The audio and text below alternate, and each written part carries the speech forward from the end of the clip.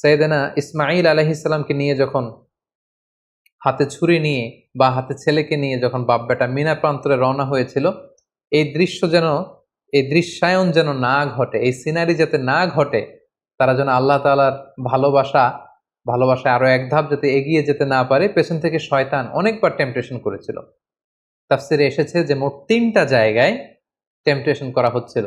ইবলিস বলছিল যে, ইসমাইল তুমি যেও না, তোমার বাবা তোমার গলায় ছুরি চালিয়ে দেবে, ফিনকি দিয়ে রক্ত বেরোবে, তুমি সহ্য করতে পারবে না, তুমি ছুটে পালিয়ে যাও।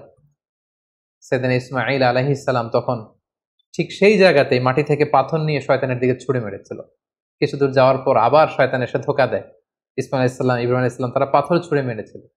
তিনটি জায়গায় ওনারা আল্লাহ তাআলার পক্ষে শয়তানের বিরুদ্ধে পাথর নিক্ষেপ করেছিল। এই দৃশ্যটাও আল্লাহ তাআলার কাছে এত ভালো লেগেছে, কিয়ামত পর্যন্ত পৃথিবীর সকল হাজীদের জন্য জামরাতুল আকাবা, আল কুবরা, আল বুস্তা, আস সুগরা, এই 3টা জায়গায় 7টা করে 21টা পাথর মারা সব হাজীদের জন্য আল্লাহ তাআলা ওয়াজিব করে দিয়েছেন।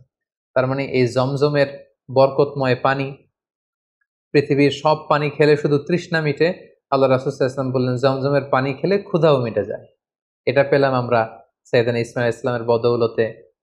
আমরা কুরবানির বিধান পেলাম ইসমাঈল আলাইহিস সালামের বদৌলতে, এবং তার মা হাজেরার দৌড়াদৌড়ির কারণে এখানে সাফা মারোয়াতে সাই করার বিধান আমরা পেলাম, এবং তিনি শয়তানের বিরুদ্ধে শক্ত অবস্থান জানান দেওয়ার জন্য যে পাথর ছুঁড়ে মেরেছিলেন, এটার মাধ্যমে আমরা রমিউল জিমার, হাজী সাহেবদের যে কঙ্কর নিক্ষেপ করতে হয় 3টি স্থানে, সেটি আমরা পেয়েছি।